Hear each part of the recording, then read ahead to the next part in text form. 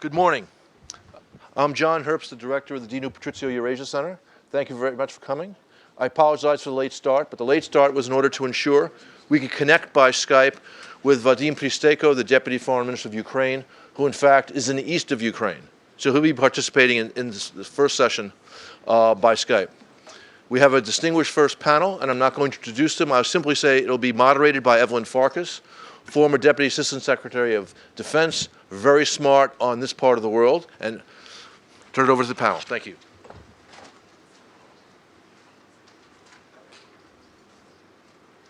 Good morning. You go now?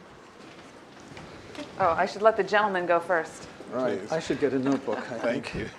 Excuse me. So thank you, everyone, for being here bright and early. And I know we have an audience joining us in the internet world. So we felt that it was time at the Atlantic Council to take a look at the Minsk process and update ourselves, what's happening on the ground. And of course, this panel will be focused on the current status, and we'll have a couple of other panels digging deeper into the objectives of the parties and then possible resolution, although I hope that we'll also be able to touch upon these two items as well in our panel. And we're very fortunate to have a really interesting panel today. I'm really excited for this opportunity because of the diversity of the panel, the really interesting perspectives we have. I've been told not to introduce everyone, but obviously we have a Deputy Foreign Minister joining us from Skype from Ukraine, so that's very exciting. And I understand he may be in Kharkiv right now, and he's just come from the east. So I think he will be obviously very well situated to give us an immediate update on what's going on the ground. In addition, of course, we have Paul Quinn Judge from the International Crisis Group, who's one of the few people that I know who not only has a very distinguished journalistic background dealing with Russia and Ukraine, but has been in and out of the Donbass over the last several years and really does have very good on-the-ground perspective and has spent a lot of time speaking to the separatists, actually. So I think he brings a very unique perspective to us. And then, of course, Mr. Adrian Karatnicki, who is one of our non-resident senior fellows with deep expertise in Ukraine and Russia, coming from the investment community, but also representing other U.S.-Ukrainian interests. And he will be able to give us also his insights into the process thus far.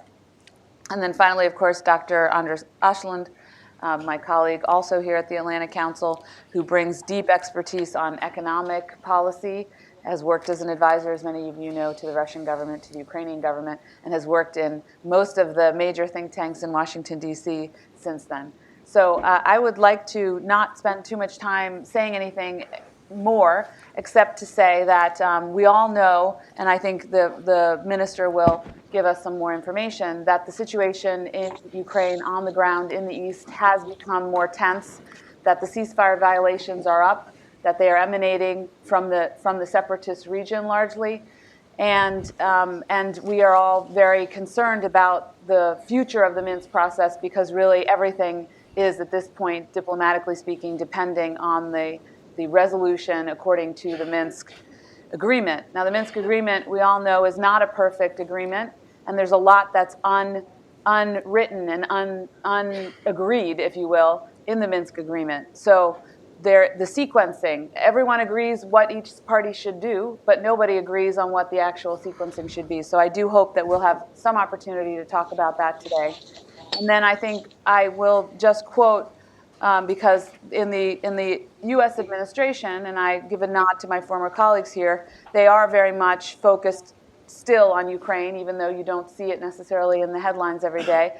And Assistant Secretary Nuland, as many of you know, was recently testifying on the Hill. She made a very interesting comment, and I think a constructive comment in her testimony, where she commented and said that, quote, neither Moscow nor the self-appointed Donbass authorities should expect the Ukrainian Rada to take up key outstanding political provisions of the Minsk agreement, including election modalities and constitutional amendments, before the Kremlin and its proxies meet their basic security obligations under Minsk. So I think that is an interesting and significant statement. Without further ado, I would like to turn over the microphone, if you will, to the Deputy Foreign Minister of Ukraine. Sir, please, we look forward to your comments. Hello, everybody. I hope you can hear me. Yes. Sorry for not being with you. I was thankful for the invitation to Atlantic Council, to Dino Patricial Center. Unfortunately, could not do it, although I had the tickets in my hands. I had to escort the VIP to east of Ukraine. This time, Minister of Foreign Affairs of Lithuania, Mr. Linkevičius, came to Ukraine, and he went all the way to Mariupol, where I had all the important meetings with the leadership of the city and the Donetsk Oblast. A couple of very interesting ones I will be able to stop by in a couple of seconds. But we also managed to get as far as Shirokina. And I have to tell you from the experience of the first hand, I can report to you that ceasefire is not here. Our company was shot twice with the mortars 82 mils SOC accessed. We saw the front line, we talked to people, we talked to soldiers, and we have to tell you that the situation has been different from what you can see from, say, Washington or even Kiev. Now, talking to people on the ground, and especially to the newly appointed governor of Donetsk, I have to tell you that these people, because their exposure to reality, not to the theory we're talking about, the diplomacy and all the inventive ideas we have or might have, these people have quite simple scheme in their mind how to get to the point where all of us dreamed of. Before we start, I'd like to tell you that we do realize and do appreciate the efforts which have been put by everybody, all the allies, the United States, Germany, France, first of all the members of so-called Normandy for being able to bring to life the Normandy format and then Minsk agreements. I was fortunate enough or unfortunate enough to be from the very beginning of the process. I was negotiating in Minsk and then 2 days in Berlin, 2 days in Minsk, expecting leaders to come and finalize the deal. The deal which you see now, that's the deal we managed to pull out at that time. It played a significant, even not critical role in stopping the Russian forces and the separatist forces next to the place where they're now. But even since the September of 2014, they took over another 500 square kilometers. If you remember, we lost in 2 days debates after the Minsk already been reached. So all of this mounts up to the different understanding of people on the grounds of the Minsk agreements and whether they should be followed and how they should be followed. Their ideas are very simply formulated, and I'll give the credit to Governor Zhibrivsky. He had a 5-step approach to realization of whatever you call it, Minsk agreements or just the settlement procedure. First of all, he reminds us that we have to withdraw the withdrawal of the foreign formations. And if we follow the Minsk itself, we will find out that this is very well suited into the scheme of the initial Minsk. Then he's talking about disarmament. With such amount of the weapons on the streets and in everybody's hands, it's very difficult to proceed with any new phases like elections, for which we've been pushed by many European colleagues so furiously. Then he reminded me of the mission, of policing mission of any sort, mission which will be able to stand between forces and allow the peaceful process to start. Another interesting point which he made, and it was quite surprising to me, that this is the revolution in information field. And actually, for the governor, with a lot of the practical issues, I didn't expect him to come to this so early in the process. But he made the point, telling me and everybody else, and first of all, the Minister of NATO and EU states this Lithuania, that we have to deal with informational campaign, which all these lies which have been poured on the heads of these people. As Minister Linkevičius mentioned, there is a rule and there is a right of people for truth. There is no rights for people for lies. And this was mentioned by him in the State University, talking to students as well.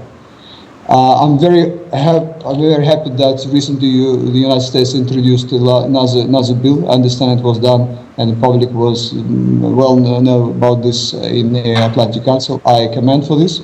This is a great achievement. We have to go along this line because the amount of lie and the intensity of it is enormous. Governor Zhivlivsky gave me an example. People coming to Ukraine to get their pensions, crossing the border, they're going to the stores, buying cheaper and more quality, higher quality products. They're returning back, bringing all these goods with them, as well as the plants where Ukrainian soldiers are staying, giving it up to the separatists. That's how difficult for people to understand the reality, and that's how difficult for us to buy or to win the hearts and minds. Then, returning back to the Governor Zhivlivsky 6 points plan. Another point on his plan is the border.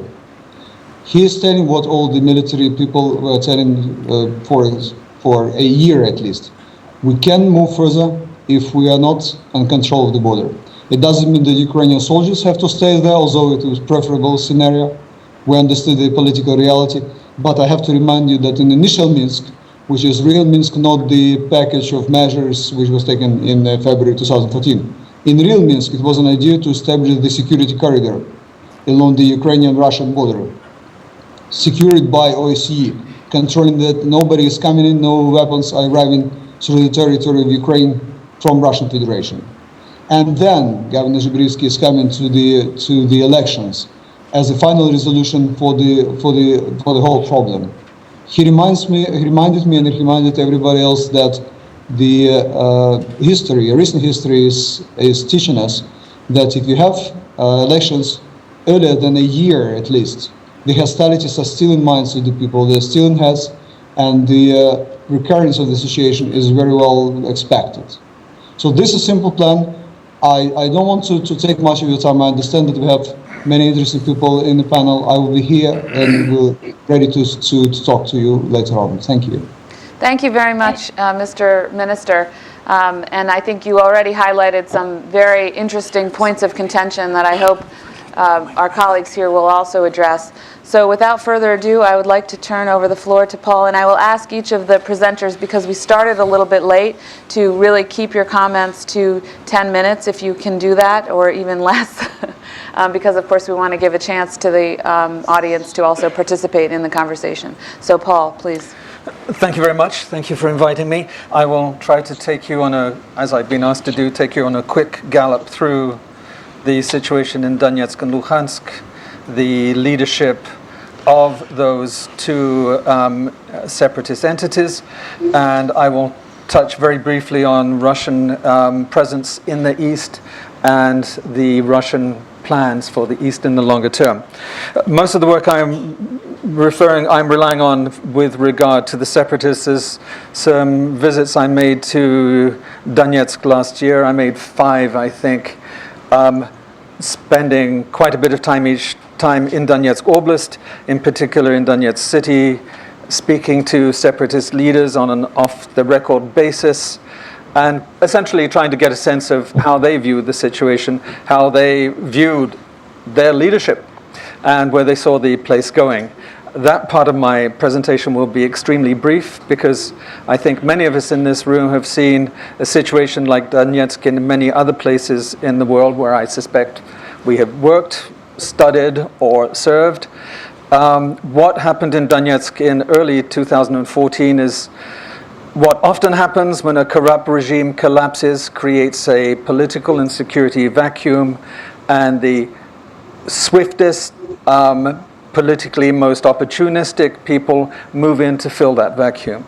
This is very much the basis of the Donetsk leadership in particular. I will focus on them because they are the larger of the two separatist entities. They have some relative degree of sophistication in their analysis, and they were also quite accessible. So if you look at the leadership, who's the leadership of the DNR at the moment? They would not object to the description of being accidental leaders, случайные leaders, because they found themselves in power under circumstances to a large degree beyond their control. They are not a cohesive group of like-minded comrades. Most of them did not know each other before early 2014. The de facto president of the Donetsk People's Republic is Alexander Zakharchenko, who came to prominence in early 2014 as providing security and muscle for the Party of Regions in Kharkov, just as the Yanukovych regime was collapsing. The second person in the DNR for most of the last year and a half has been Andrei Purgin, who is a very modest local nationalist activist in the early years of the 21st century. The most experienced of the leaders is Alexander Khodorkovsky, who is a colonel in state security and was the head of the counter-terror team in Donetsk Oblast, or the Alpha team, in the Yanukovych period. The final leader, who is now emerging as the most voluble and perhaps the most influential in a very moderate way, in a very relative way in the leadership, is Denis Pushilin, who in early 2014 had no involvement in separatist activities whatsoever. As far as we can make out, he was still working in Moscow, where he was selling the product of a well-known, very controversial businessman called Sergei Mavrodi, who headed an organization, an outfit called MMM, which is reputed to have been the largest Ponzi scheme in Russian history, though of course Mr. Mavrodi denies it. Pushilin came back very soon afterwards, saw his opportunity and moved in. What do the leadership? Well, the popular support. The popular support of the especially in the DNR is somewhat limited, but there's a caveat to this. If you ask the leadership in the East who supports them, they are disarmingly frank. One of them starts by saying who does not support them. And last time I spoke to him, he ran through the professional classes, business, people with tertiary education, young people, university students, or those with a higher technical education.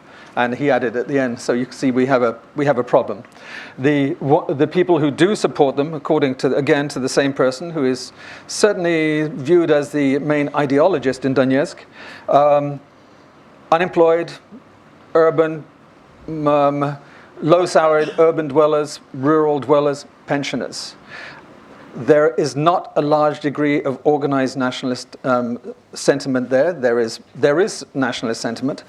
At the beginning of the period of the being of the DNR, the separatists had considerable support by radical Russian nationalists, support in terms of propaganda, political assistance, military assistance. This is diminishing quite substantially because the current leadership in Donetsk is viewed by the radical nationalists, I'm thinking of Strelkov, I'm thinking of Zhuchkovsky and other people in Moscow, as moving away, as abandoning the principles of the nationalist struggle. What do they want, the DNR, LNR leadership? They want the status quo. They don't want Minsk. They're very scared of Minsk, naturally, because Minsk would at the very least represent a substantial erosion of their powers and would probably also oblige them to share economic privileges with other leading political players in Ukraine. They are concentrating on trying to consolidate their own political and economic power in the two entities. They are trying to concentrate the bulk of money-generating activities in their own hands. They are very clear that they see no chance of a military victory over Ukraine without substantial and decisive, large-scale Russian main force support. They are, at the moment, what they are doing, there's a struggle for leadership going on in Donetsk with one of the main figures, Khodorkovsky, challenging Zakharchenko. This is a struggle for political power and I think also economic power. Some of the most important infrastructure in the East these days are railway junctions for smuggling. And part of the power struggle is taking place in a town called Yasinovataya, which is controlled by Khodorkovsky, which he does not seem willing to give up very easily, and which is a major railway junction. The major economic activity in the east at this moment, in Donetsk and Luhansk at this moment, is smuggling, as far as I can as far as I can ascertain. This is not small-scale smuggling. It's quite well organized. It's almost certainly involving corrupt elements of the security structures in Ukraine and in Russia, as well as in the entities themselves. The smuggling was estimated by one of the Donetsk separatist leaders late summer of last year at millions of dollars a week. It is smuggling of coal, scrap metal, which after a war is phenomenally available, drugs, weapons. The Russians have become slightly concerned about this and have mentioned a few times in public their anxiety about the weapons smuggling. Consumer commodities, because the region, the entities are sealed off essentially from Ukraine.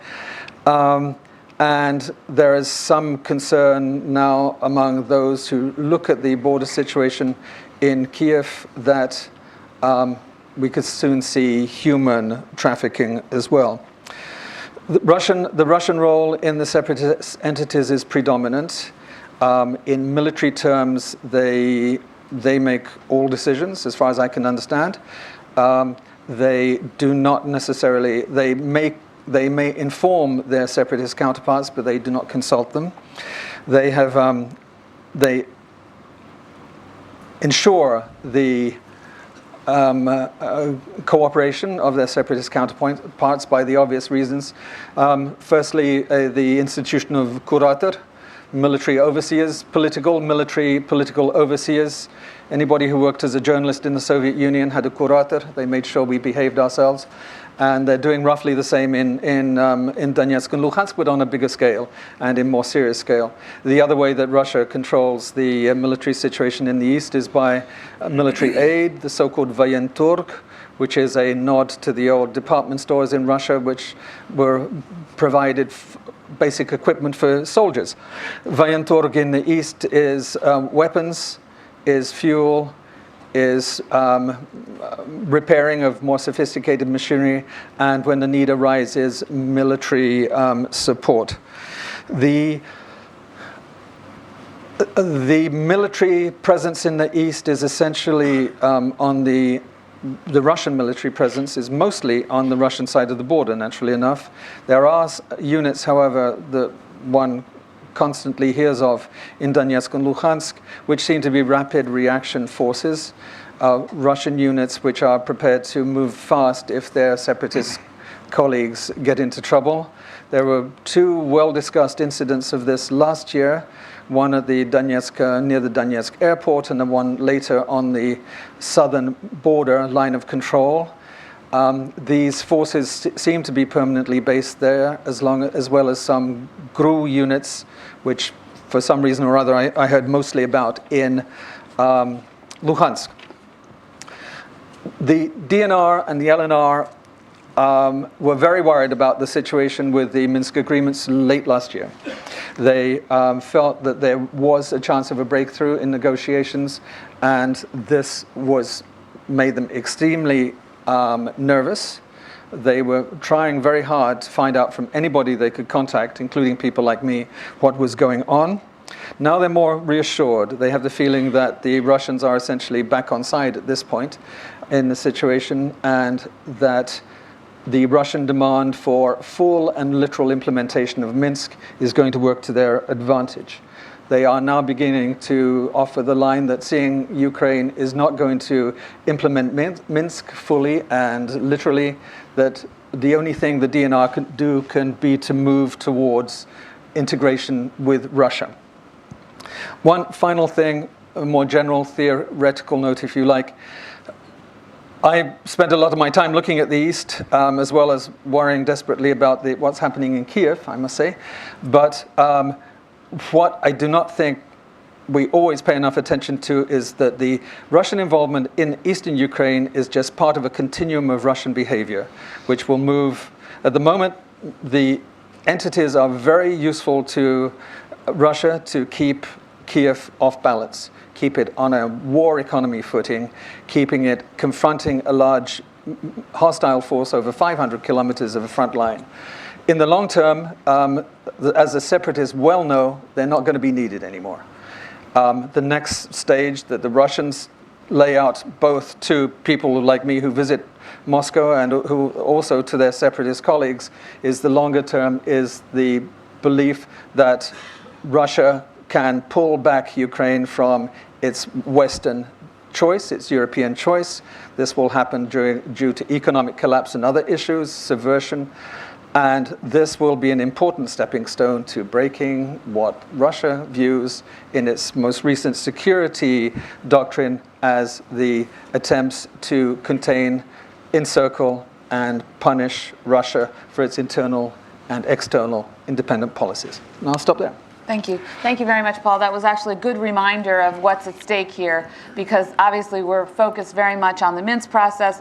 We're not talking today about Crimea. We're not talking today about Russia's policy towards the whole region, but I think that's a very good reminder for all of us that this is actually what's going on in the big picture. So without further ado, I would like to turn it over to Adrian Karatnitsky next. And again, if I can ask for as much brevity as possible. I've asked Anders to poke me if I don't. Okay. Well, I'll also lean forward helpfully, and that will be your cue.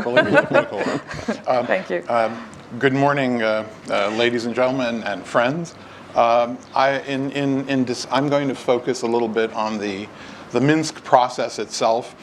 Most of us have very firm opinions about its complexities. We all know that it came about as a very imperfect and deeply flawed settlement at a time of duress when Russian troops, regular forces, were advancing on Ukrainian positions in Debaltsevo and elsewhere. And this was negotiated, I guess, around the Munich Security Forum at a very peak period of tension. And we know that it carries within it a lot of, I would say, illogical, out-of-sequence ideas. It's not a great roadmap. And I was looking for an epigram to describe or to appropriate the entire complex of the Minsk process and the work of the contact group. And I could only find it in Rodgers and Hammerstein. And for those of you who remember The Sound of Music, and it's how do you solve a problem like Maria? How do you catch a cloud and pin it down? How do you solve a problem like Maria? How do you hold a moonbeam in your hand? And I think we're dealing with moonbeams and we're dealing with clouds because the Russian position constantly keeps shifting. And while presumably there are interests in the Donbass that have been described very adequately by Paul Quinn Judge, it is very clear that none of those interests trump. I apologize for the word. It's not an endorsement.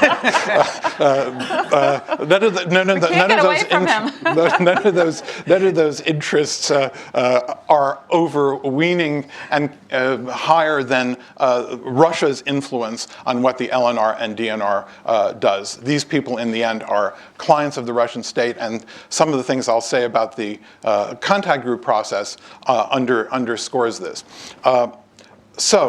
A few weeks ago, I went to Solomyansk in Kiev. I went to Solomyanska Ploshcha, Solomyanska Square, to a high-rise and to an unmarked office where there is a very splendid vista of Kiev and beautiful contemporary furniture, tasteful and refined. And in it, I met with Roman Besmertny, the long-standing Ukrainian political leader, who is the contact group person in the bloc dealing with the political reforms. And the political reforms seem to be a major focus now of European interest and of European, I would say, urgings for Ukraine to move forward.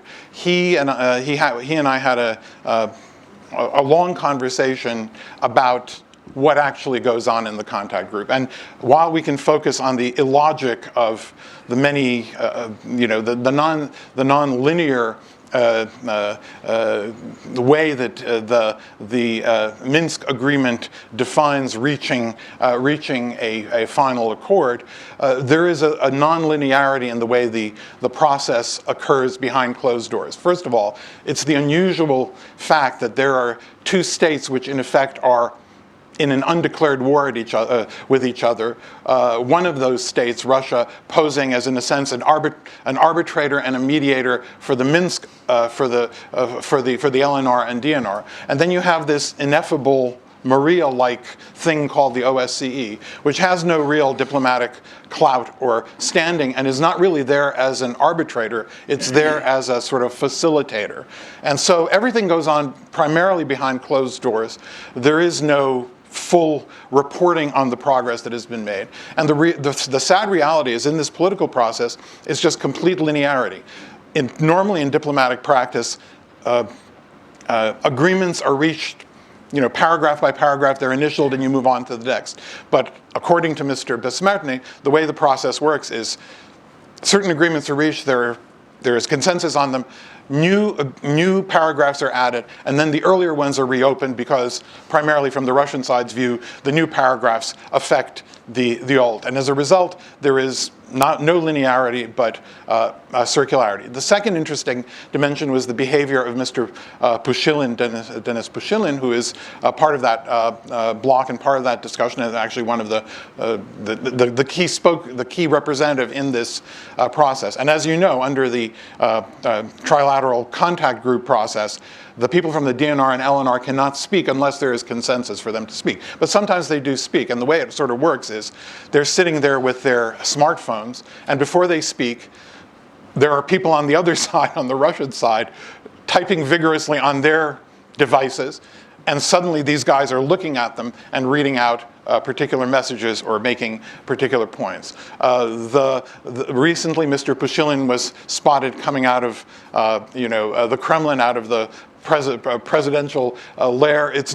There's no question that there is a direction, et cetera, and that's another part of the process and what makes it so ineffable. But the non-sequencing, non-linearity of the roadmap, the failed and flawed Minsk II process notwithstanding, and my deep skepticism about where Russia wants a settlement, and I fully agree probably with the consensus view. I'm a skeptic that Russia wants an agreement. This is simply a process to create the optics of goodwill to get sanctions lifted. Nevertheless, I think that the Minsk process is the only game in town.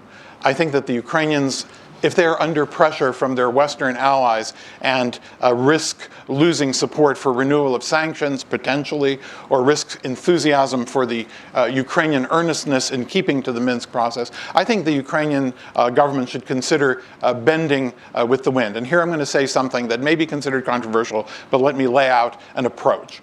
Already, the Ukrainians have put themselves in a particular position, which is that the first reading of the constitutional changes about the special districts has already been passed, and to reopen it and to change the legislation would require would delay it by another year. You basically can only move forward with the legislation that is currently gone through the reading. So it does not have any transitional provisions that would be linked to the core issues that I believe are sort of the bottom line of Minsk, which is control of borders, removal of heavy weapons, and removal of all foreign fighters. But I believe there is a way for the Ukrainians to pass those constitutional changes, to even pass an electoral law, but in the passing of the electoral law, to create specific conditions not about the holding of elections, because the holding of elections are a matter that is in the Minsk Accords delegated or designated to the OSCE ODIHR, and presumably,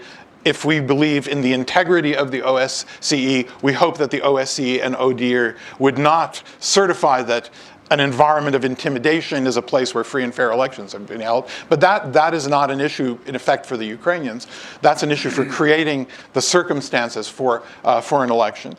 And I think that the Ukrainians could simply add a provision to the electoral law that an election can be held if it is designated free and fair and recognized as such by the ODIHR and the OSCE mechanisms.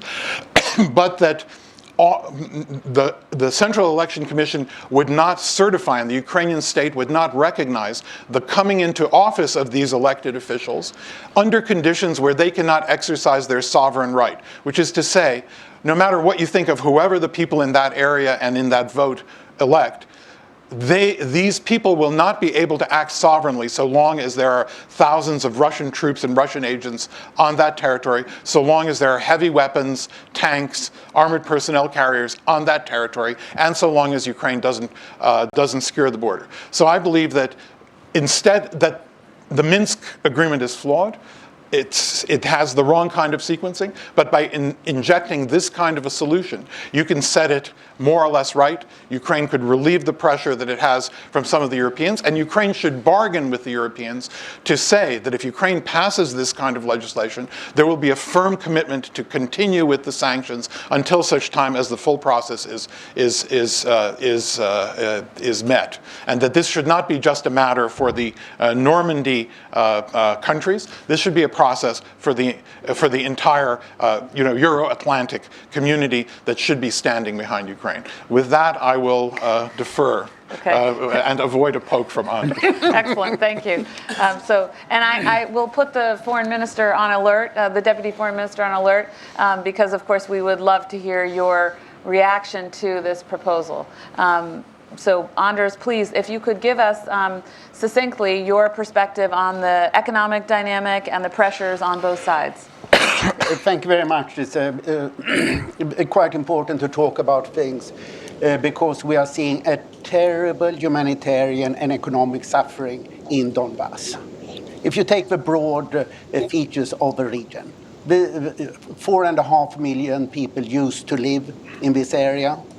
1.5 million have fled to Ukraine. You have two Russian numbers for how many have fled to Russia, 500,000 or 1 million, nothing in between, which leaves a certain doubt about the nature of the figures. And about 100,000 have fled to other countries. The Ukrainian and other countries' numbers are from the UN and quite reliable. About 1,000 people have been killed, according to the UN. All this is on the Ukrainian side. We don't know how many Russian soldiers have been killed. The Ukrainian security services say 1,600. Nobody seems to keep any number on the thousands of Russian volunteers who have been there. Very many have been killed. I don't know if Paul has any number on it. And the OSCE cannot be in most of the territory. So what has happened to the economy? I would distinguish between two very different Russian policies, one up till October last year and one after. The first policy was chaos. We are not there. We don't do anything there. So let them stew in the juices. That's probably how one can characterize the Russian policy up till October. We have now seen 50 humanitarian convoys. We don't really know what these convoys are doing. There are different versions and proposals. The Ukrainian security services say that 20 factories have been looted and taken to Russia. This suggests that they don't really want to utilize this territory. They're taken to Novosibirsk and St. Petersburg. These are essentially armaments factories. But there are very few armaments factories in this territory. It's not really part of a military-industrial complex. What you mainly have here are mines and metallurgical factories, electricity generation, and the like. This area used to be 16% of Ukraine's industrial production, 10% of GDP, and this had fallen to 3% of GDP. So most of the Ukrainian decline in GDP comes from the war damage in in eastern Ukraine. So the Russian policy was first blow up infrastructure. Russian engineering troops have, in the summer of 2014, systematically blew up railroad and road bridges so that you couldn't really transport the coal, which was a major problem. All the banks were happily robbed by the rebels. All ATM machines smashed up in one way or the other. So Donbass moved to a pure cash economy. Originally, both hryvnia and ruble without any particular order, minimal financing from Russia for the first 1.5 years. And what is strange here is that the big Ukrainian companies continue to operate under Ukrainian law. They were not confiscated. They paid Ukrainian taxes, and they paid the workers through Ukrainian banks if they could come over to Ukrainian-controlled territory so that they could take out the money from ATM machines, because no ATM machines function in Donbass. So this was completely different from Crimea. Crimea was taken over by the Russian government. Private companies were confiscated by the state. It was not this bandit rule that Paul so well described. And there was a clear policy. There was substantial Russian government financing. The government financing for Crimea from Russia is probably $4 billion a year for social and public costs. So then what happened? In October, there was a complete change in the Russian policy towards Donbass economically. The responsibility was moved from the presidential administration, which has, as most presidential administration, relatively small administrative capacity, to the government, to the Council of Ministers. And the person who's responsible there is Deputy Prime Minister Dmitry Kozak, who is generally responsible for regional affairs, but is also responsible for other or frozen conflicts in Transnistria, South Ossetia, Abkhazia. That's Kozak. Therefore, he's on the Western sanction list. But it meant that the whole Russian government was involved. At least 5 ministries have got clear responsibilities. It's all done by the state. It's not private Russian companies that are moving in. The private Ukrainian companies are still active there. And what has happened is that if you take Rinat Akhmetov System Capital Management, has probably about 100,000 employees in this territory. They are still employed. They have not been laid off. The System Capital Management is paying their salaries in Ukraine. And their capacity went down to, say, 30%. Now it's up to 50% to perhaps a bit more. You can see DTEC, Rinat Akhmetov's energy company that gets its coal from Donbass, is now getting the coal, which previously was a serious crisis for the company, that it couldn't get enough coal from Donbass in order to produce electricity in free Ukraine. So this is being done with the support of Moscow, to a considerable extent against the locals. And from in October, Moscow decided this is a serious humanitarian crisis. We can't have this blowing up in our face. We need to put money. So from the 1st of November, Moscow is paying pensions, is paying public wages, and now it has become a pure ruble economy. And this has meant, as I mentioned, some economic recovery. So then I come to the final question: what does this mean for the future? As far as I can understand, Moscow keeps two options open.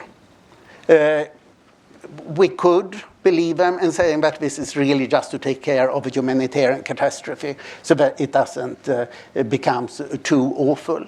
And that they are holding it open for the future, but there is still a possibility of letting it go to Ukraine.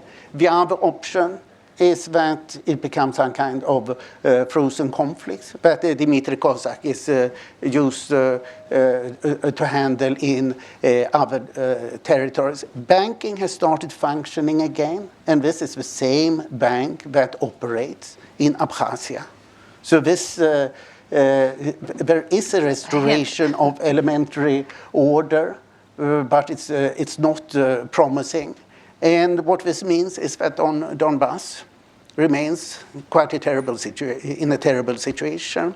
The numbers that I mentioned are quite difficult to get hold of. It's alleged that 400,000 pensioners who are officially registered in Ukraine in fact live in occupied Donbass, and they get their small pensions both in Ukraine and in Donbass. And frankly, they deserve it, because these are very small pensions on both sides. But this means that the numbers are very foggy. So why would Russia like to give up Donbass? 3 reasons. First, the cost is high, and just to maintain it. Secondly, financial sanctions are tied to Russian aggression in Donbass and to the Minsk process. So therefore, if Russia wants to ease sanctions or get rid of them, then it needs to give up Donbass. And then finally, perhaps the biggest reason, people like me think that Russia's or Putin's ultimate objective in Donbass is to in Ukraine is to destabilize the regime. And can you imagine a more poisoned chalice than Donbass? Give it back. You have a complete disorder, a big cost. My guess is that this would be $10 to $20 billion in elementary reconstruction of bridges and buildings that have been destroyed. And there will be a political destabilization of Ukraine. So why not give it back? Thank you. Well, Andres, that was excellent contributions from all of our panelists. And we have all become, or we should by now have become accustomed to Russia and President Putin surprising us. So that would be a surprise move indeed. I'm sure the Deputy Foreign Minister would agree if they suddenly decided to really implement Minsk with seriousness and give the Donbass back to Ukraine. Still leaves open, of course, the question of Crimea. So I would like to ask the Foreign Minister if he could, I'm going to take the moderator's prerogative and ask him if he could comment first with regard to Assistant Secretary Nuland's testimony yesterday, which I interpreted as signaling that security should come first before elections in particular, and also before constitutional amendments. But of course, as you heard from Adrian, there could be another possibility, which would be sort of a compromise where you would not necessarily have security first. You could have some kind of elections, if I understand correctly, but that the OSCE would be the ultimate arbiter of whether those elections were free and fair, and therefore there's some room for compromise. So if I could ask the Deputy Foreign Minister to comment on those two issues and anything else that you feel that you'd like to get out before we move to the general question and answer. Thank you. For some reason, I know both Adrian and Victoria Nuland, but this time I will accompany with her in her testimony. I believe the security should come first. What bothers me mostly this underperformance of the Minsk process. Why I'm bringing it? Because when we talk about the first, second, and third things by the order, we are talking that there is no perfect ceasefire. So we move into the next one. There is no perfect withdrawal. Then we've been pushed to move further. There is no perfect withdrawal of the troops. By this, we're creating a situation when the elections also might not be perfect. So we might have somebody elected. We don't even know who those, if they're Ukrainians, who they represent, and how many people actually voted for them. At the end, we will have somebody who will be ruling this.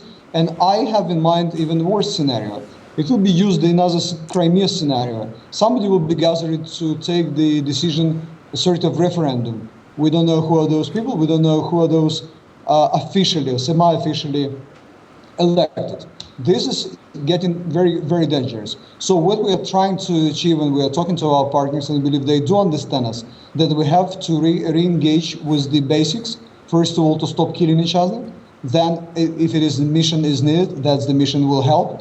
And then go step by step of Minsk. Unfortunately, after almost a year and a half, we have to reconsider the Minsk. We are not changing it.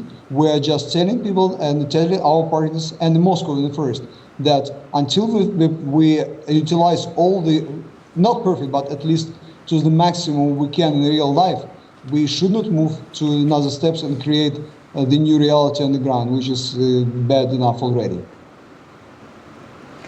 Okay, thank you very much, Mr. Minister. Does anyone on the panel want to just make any comments in response to what the other panelists have presented before we open it up? Okay. Yeah, I will. Okay, go ahead. I don't want to be a Cassandra, pan doctor, but why would Russia agree to any of these suggestions? I've spent last week in Brussels, and the conversations there with some of the countries which are very committed to keeping the sanctions going is that they say they can probably hold the line for another 6 months. It's getting tighter and tighter all the time. Russia obviously knows that. That would be one disincentive for them to follow through with anything. And it's since the second Minsk agreement was signed, it's been very clear that this was, if it wasn't dictated, crudely speaking, by Russia, it had everything that they wanted in an agreement.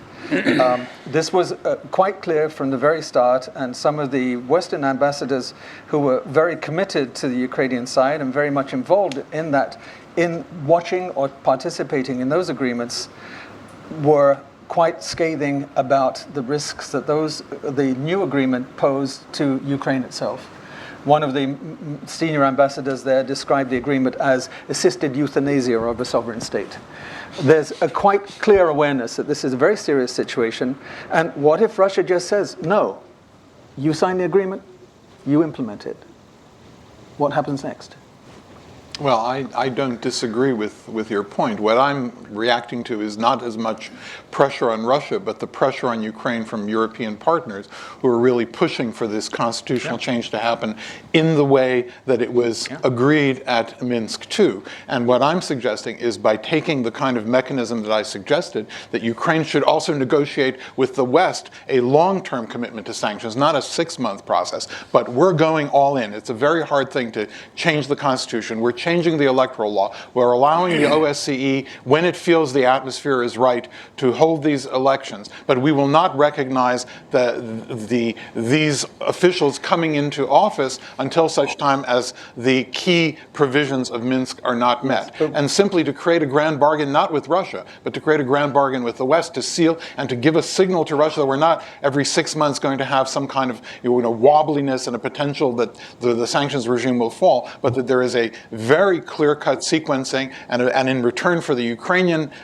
gestures, there is an ironclad commitment by the West to have a long-term sanctions regime until the whole package is done. But the problem is the EU makes decisions by consensus.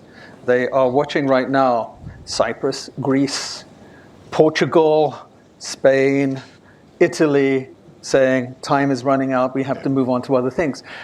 What can be done to keep these people on side, and what could be done to Well, make the answer Russia is- amenable The to answer is, in the picture? absence of that kind of European commitment, Ukraine should not pursue this kind of policy. Okay, I'm not suggesting Ukraine should just unilaterally make these concessions. I want to give Anders a chance to just jump in as well, but then really we need to hear from the rest of the audience.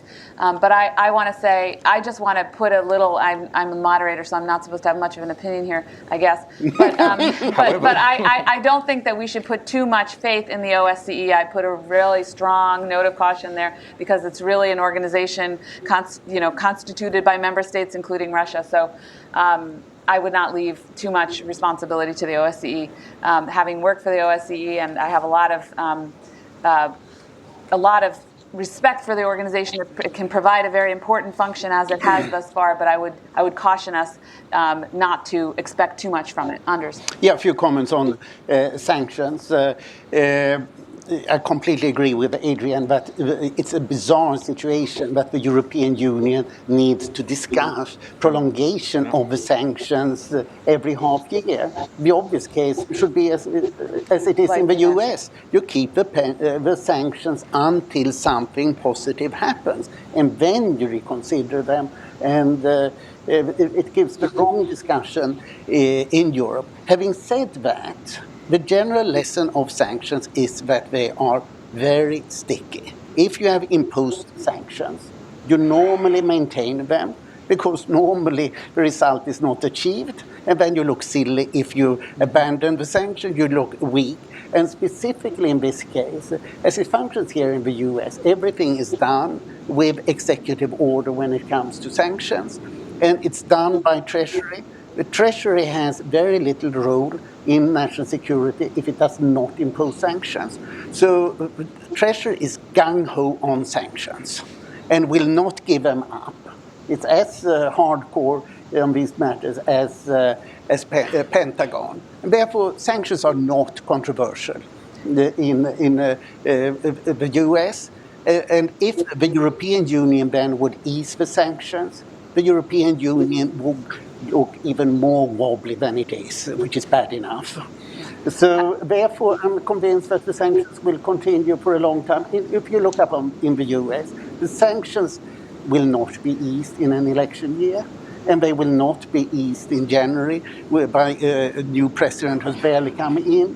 So we can say for sure that the sanctions will go on at least until July last year if the Russians do not make any major concessions. And here I agree with Paul that they are not likely to do so. Okay, well, you may be preempting some of the questions that we'll get from the audience about sanctions, but I think the big issue really is sequencing, and if we can agree with our European allies to stick with Ukraine and put security first before elections, before constitutional change, et cetera, that is the most logical way to proceed, and we just frankly we've allowed a lot of incoherence and questions to be hanging in the air because we haven't been clear about this and we haven't tried to rally together with our European allies on that. And I would say on sanctions, our system is advantageous certainly from a government perspective because it's up to the Russians to demonstrate that U.S. sanctions should be lifted. Unfortunately, in the European context, it's constantly up to the European governments to demonstrate that sanctions should be extended, and that's the ultimate problem. So without further ado, we have a little less than 30 minutes, and I would like to open it up to the audience for questions. And I assume we have a microphone somewhere roaming around to catch up with. Okay, here we go. And please identify yourself if you would. Thank you, Sergei Alexashenko, Brookings Institution. Let me be provocative, and as usual. I agree. I completely agree. Thank you for the nice presentations. I think we got a good smell of what's going on in Donbass, and I agree that in fact Ukraine has a choice. Either it is a frozen conflict, or one way or another, Ukraine will reach its target and to absorb Donbass back, Eastern Ukraine back to its governance, to its territory. And my provocation is the following. What is the downside risk for Ukraine? Okay, why do not implement all those legislation immediately and enact them? Held elections, to held constitutional amendments, everything. Minsk agreement is not implemented unless Russian troops are over and Ukraine keeps control over the border. What's the reason? Who is governing these territories at the moment, Pushilin, Khodorkovsky, someone else, it doesn't matter. Are they elected? Are they not elected? If this territory is controlled by Russians, if the border is not controlled by Ukrainians, it is not a part of Ukraine. It is a frozen conflict with military tensions. For Ukraine, the prize is to get its sovereignty over Donbass. And Ukraine has to pay the price. Okay, what's the reason to delay with those legislation? I agree that we may invent some delays in, okay, let's have elections, but unless Russian troops are in territory, they are not officials. But what's the reason? It doesn't change the situation. Okay. The situation is the territory controlled by Ukrainians or not? Okay, so thank you very much for the question. I think if the Deputy Foreign Minister can start with the answer and then maybe quick answers from anyone who would like to respond from the stage. Very quick answer. It's not about control only. It's the quality of this control first, and the demands of Russians are put in front, like the federalization of Ukraine, or veto right on the foreign policy decisions. This is what they meant by the new constitutional order. That's what they wanted. We don't even call order. We call, as it means, called special status. It's not order. It's not the right of these people to govern our foreign policy, which will immediately mean that Ukraine is not going to European Union or NATO. These are the things we have to keep in mind, and that's why we believe that the serious thought should be given before the election. And again, we had 6 million people living in this territory. Now we have 2 of those millions inside Ukraine. One was mentioned in Russia. Who's actually voting for, and who will be charting the future of this part, an essential part of Ukraine, or as the part of future federal, what Russia is insisting, federal Ukraine, and where it will bring us. We have to think not just today and getting any sort of control. We should think responsibly and thinking what would happen in 10, 15 years. Thank you. Thank you, Mr. Minister.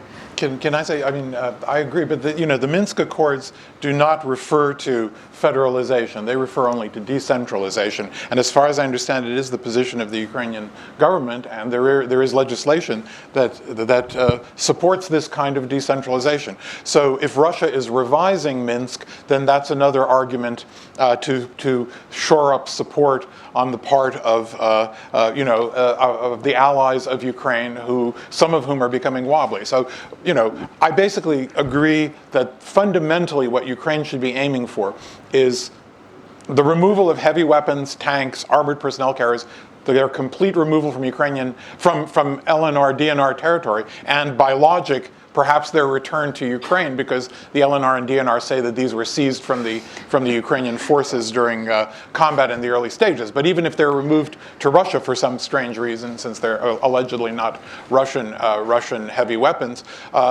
that's a crucial component of the Minsk Accords. The second is the complete removal of the very substantial Russian military and security presence on the territory, and the third is full Ukrainian control of borders.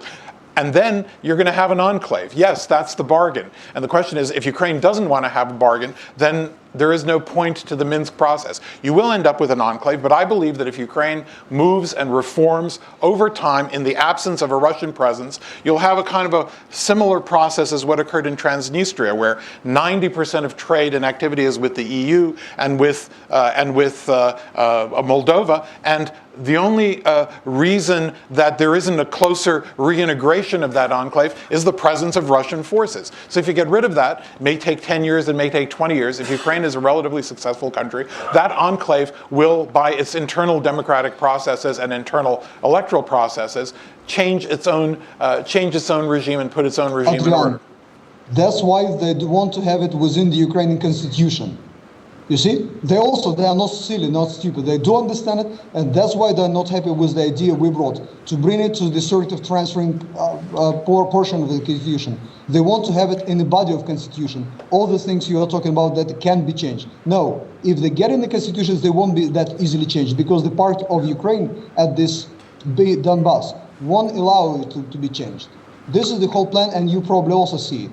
Imagine Americans would have to bargain with your own constitution. It is difficult from the political point of view, internal political point of view, and it's extremely basically it's wrong to have it to happen. Well, but on the logic of what you say, is you're saying that it's the position of the Ukrainian government that the Minsk Accords are unacceptable to the Ukrainian government because they carry some of these. No, I didn't say it's unacceptable. Well, but you just did. We are not happy with that.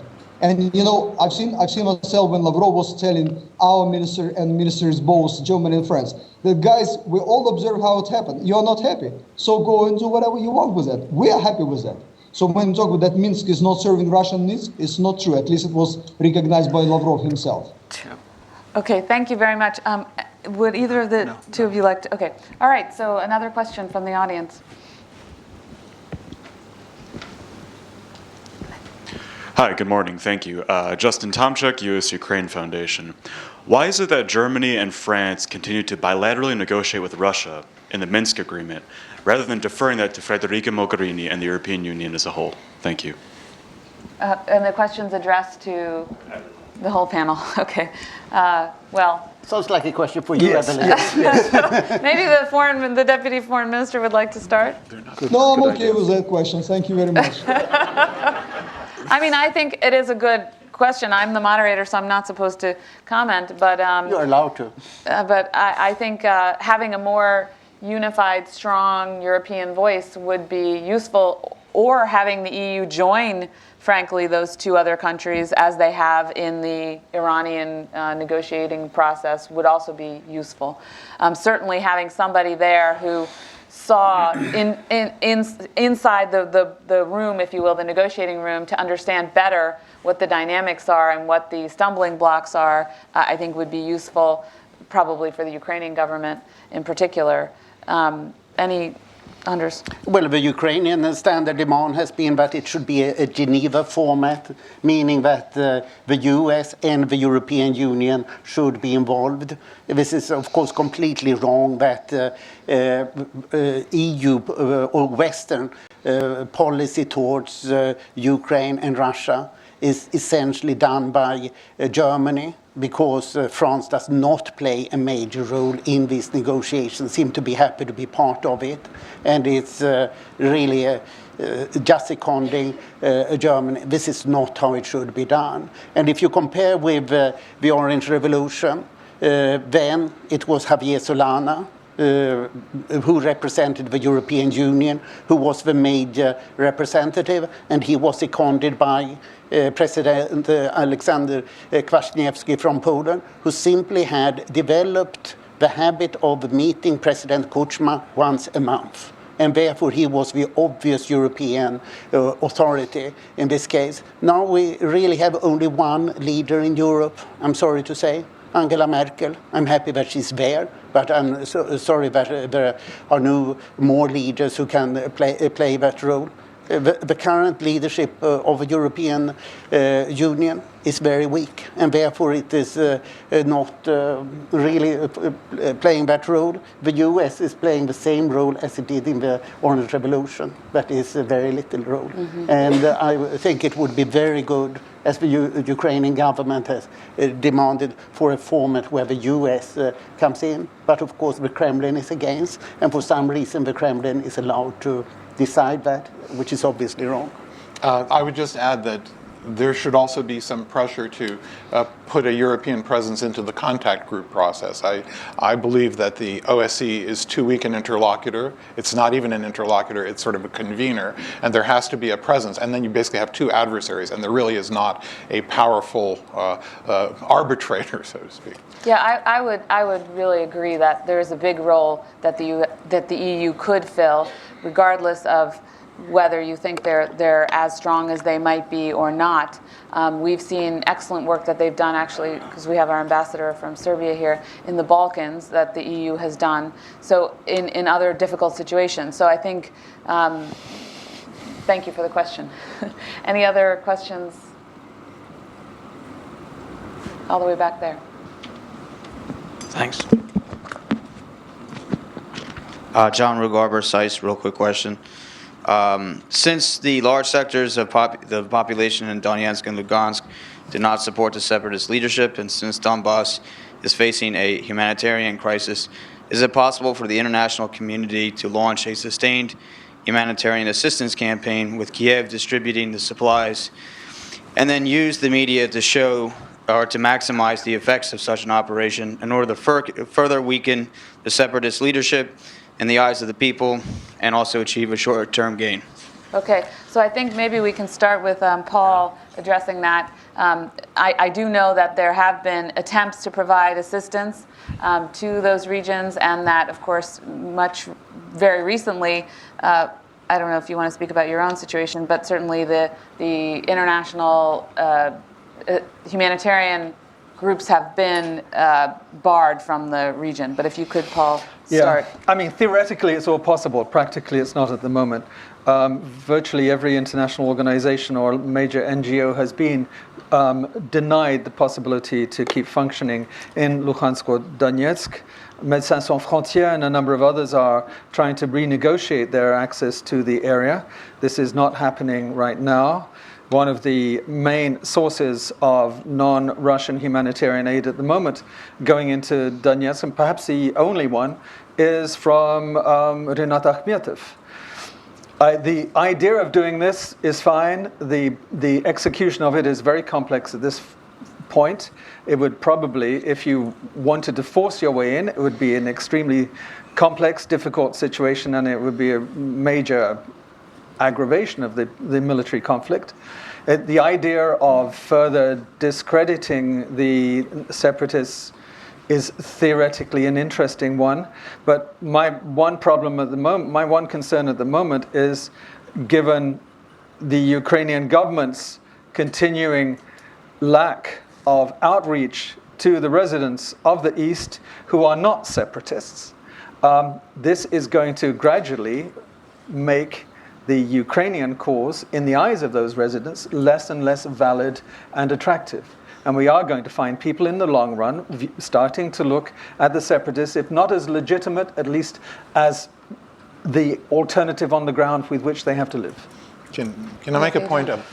Ukraine has no effective policy in dealing with the 1.5 million internally displaced. There is no central mechanism of communication with these people. There is no ongoing, they're affected by the local environment in which they've settled, but there's no attempt to preserve them as a kind of a community where in the event there would be a breakthrough that they could come back and to play a positive role. And this is one place where the international community could provide some resources. There is no website where these people are together. If you're in a community, you basically have to accidentally find people there are some small voluntary efforts, but on a national basis, Ukrainians can't tell you where specific people have settled. Some of them have already settled and created residency in new places, so they may not return. Some of them are temporarily displaced and expect to return. But again, there's no dialogue with them. There's no specific set of social initiatives that help them integrate. And if these people are alienated where they are, when they come back, they will continue to preserve the ideology of the enclave. And I think it's extremely important for the international community to direct some more resources to that part of the population, which is actually the majority of the people who live there. Okay, we'll give the Deputy Minister a chance to comment on this before we go to the last question. Thank you very much. I agree with all the criticisms that Ukraine do not have the policy. We do have policy. The implementation is a different thing. And just give you an example, you're talking about do we have the outreach for them, the means to outreach. We have to tell you that the internet is controlled, the biggest TV tower in the region, in Donetsk itself, so we don't have the TV coverage. Outreaching, going to talk to people over the line. We had a couple of reporters being taken hostages just recent months. So it's not that simple as you see it in Kiev, trying to outreach people, but I agree with you that this lack of communication is not helping us to reach for their minds and hearts. How to deal with that? We still have to realize how we deal with our parliamentarians and politicians, who are reminding us, foreign affairs at least, that these people we're killing our soldiers, that people are shooting at us still, and it's very difficult to work in these harsh political conditions within Ukraine. Another idea is, why would we cut out this part of Ukraine altogether? This is a very dangerous thing we have to fight, and this fight is within the Ukraine itself, in the Kiev, in the minds of the rest of Ukraine. who believe that we are fighting for the better future for Ukraine. These people do not want to go to Ukraine. Why would we send our children to die over there? Thank you. Okay, thank you very much. I think Paul whispered to me Facebook, but clearly the internet is another area, an avenue to reach people, although I don't know what the computer internet saturation is. Pretty good. Pretty good, okay. So we have time for one more question, and I know you had your hand up for a while. And please, again, introduce yourself for the audience. Thank you. I am ambassador of Lithuania in the United States, and I will start from saying that the Vice Minister mentioned a lot of Minister of Foreign Affairs of Lithuania who was just visiting, and that's the reason. I'm sorry that that's the reason actually for Vice Minister not to be present here, but I could witness it also that yes, explosions actually happening. So and I'm still operating in metric system. So the minister, what he was telling that some explosions were actually happening just 300 meters from their visiting place. So it's really something which is underground. It's not very theoretical here, but then when you visit there, put your helmet on your head, and everything else, and you see the explosions actually happening. And of course, sometimes they hit actually people and they die. Unfortunately today. But my question would be, of course, it's a time game as always, and kind of Europeans, of course, I would say we are putting it in half a year. So actually, Lithuania was supporting at least a year, of sanctions, and then if anything positive happens, we always could go back and change something, so just withdraw it. But no, that was very difficult, and that was once again a compromise, reached half a year. So of course, we are concentrating once again what's happening in 2 months, but I do believe we will be still able to. I don't see the Minsk happening. Of course, I don't see that anyone could say that Minsk will be implemented by mid of this year. No, it's not. So sanctions probably will stay there, even though that we get once again, all kind of skirmishes. Europe will be, and it's all time about Europe. Europe will be able to prolong those, But I do believe that we will be able to prolong it. But then what's next? Once again, another half a year.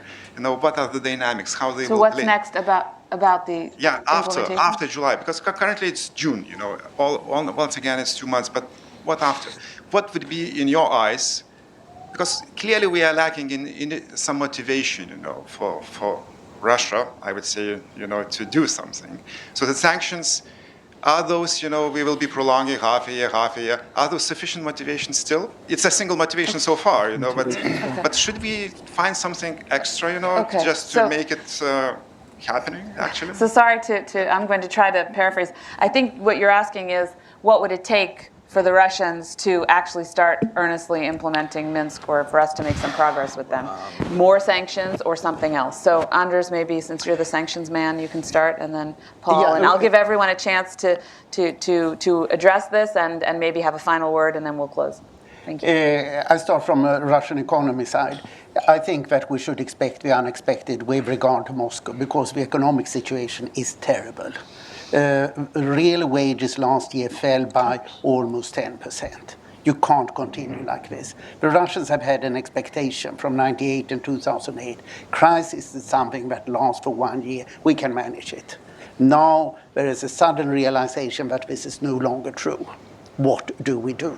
You have 3 big problems for the Russian economy. First is kleptocracy. And that's wholly because that's the Putin system. Second, you have the falling oil price. You can't do much about that.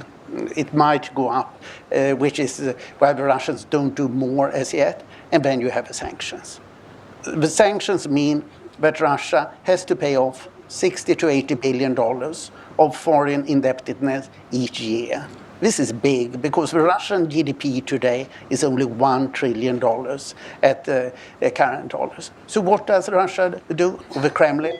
We have seen that Putin, to our great surprise, has sacked 2 of the big state enterprise managers since August. The Russian railroads and the Bank. Probably more heads will fall. We didn't expect this to happen because Putin has been extremely loyal to his top lieutenants. He has cut heavily investment in Gazprom and Rosneft and other big state enterprises. He still sticks to his friends. Arkady Rotenberg gets ever more big state orders. But we just saw Russia to our complete surprise, on the 14th of March, declaring we are withdrawing from Syria on a big scale. We should expect the unexpected. Okay, so Paul quickly, then Adrian, and then I'll give the Deputy Foreign Minister the last word. Well, I think the key message is, as Anders said, you expect the unexpected. But I'm afraid I'm very bleak at this point. And looking at the most recent lived in Russia for too long. More like Anders, I think. We came there at the same time in 1984. At this point, the statements coming out of Russia, the comments and the glosses on the situation in the East and the Minsk agreements are very dark. We've had some coming from one of the think tanks which has been very much involved in policy in the East, which talks about the possibility that Russia may be required, if Ukraine continues to be a hostile state on its border, to change its policy and consider the disintegration of Ukraine. Now, these are statements by single think tanks, but they're somewhat influential, and unfortunately with our experience over the last 8 years has been that some of the darkest things that come out of Moscow have turned out to be quite true. So it's less incentives at this point than trying to make it very clear to Russia the cost of further pressure and aggression in the East. It's very unfortunate to sound hawkish, but I think that's the only way. So I would say, in summary, if Ukraine pursues a reform trajectory, if Ukraine figures out steps within the Minsk process to meet as many of its criteria in return for solid European and Western support for its integrity and sovereignty and for the removal of all forces, it'll be on the right track. And the pressure will be on Russia, which has deep, long-lasting economic difficulties that Anders has alluded to. This year, the prognosis has been, 1.5% to 2.5%, but some people are saying that it could be as bad as 4% under certain conditions, which could be another 8 or 9% drop in living standards. If you looked at polling data in Russia at the end of the year, Mr. Putin's ratings were very high. But for the first time, Russians did not believe this was a short-term downturn. Russians were in a very pessimistic mood, and I think we can play on these kinds of sentiments. Thank you, Adrian. Sorry to cut you off. Please. We're out of time. Right. But I'm going to give the Deputy Foreign Minister, again, as I said, the last word. But I do think that Ukraine can also do more outside of Minsk to put pressure on Russia and, frankly, on the West, in as much as Ukraine can move aggressively on economic reform, on countering corruption, on really strengthening the Ukrainian state and showing those doubters that Ukraine and the Ukrainian government is capable of moving forward. I think that will put a lot of pressure on us in the West to support Ukraine more strongly vis-a-vis Russia and the Minsk process. So, Mr. Deputy Minister, to you. Thank you. Don't you think that this is exactly the root of the problem? If Ukraine is successful, Ukraine is showing the signs of becoming the European nation with the rule of law and democracy and everything. That's exactly what Russia is trying to preclude. It's not about the strategic importance of Black Sea and Crimea. It's not that important, you understand it. We've seen it coming for years and years when we're trying to get in NATO. We knew that we are frustrating them. We knew that someday it would come. We didn't want to be paranoid. It happened just the way it was predicted. The only thing I'd like to add, that we have to understand and realize that the long-term agreements are not working with Russia. The Budapest Memorandum is the best example of it. So what I would urge the countries who are helping us to consider, what are the practical steps other than sanctions? Can it be peaceful or peacekeeping or peace-building mission be sent, just to help us move to another stage, which will be political resolution, the elections and everything? Because I agree with you, in half a year, if the sanctions stopped, what we're doing next day. Thank you. Okay, thank you very much. Well, thank you, all of you, for taking the time early this morning. I really want to give a real thanks to all of our panelists. First of all, the Deputy Foreign Minister for making himself available at a much later hour for him after I can only imagine a very grueling set of meetings out in the East. And again, thank you to our panelists for taking the time and the preparation to be here to share your insights. And I welcome all of you joining me in a round of applause. Thank you. Poroshenko has decided which side he's on at this point. I think this is...